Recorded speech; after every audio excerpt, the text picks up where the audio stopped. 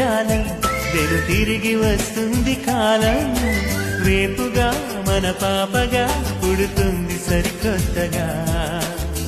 నీవు నాకు తోడుగా నేను నీకు నీడగా ప్రతి రేయి తీయగా పిలుస్తోంది హాయిగా ఇలా ఉండిపోతే చాలుగా నువ్వంటే నాకిష్టమని అన్నది నా ప్రతి శ్వాస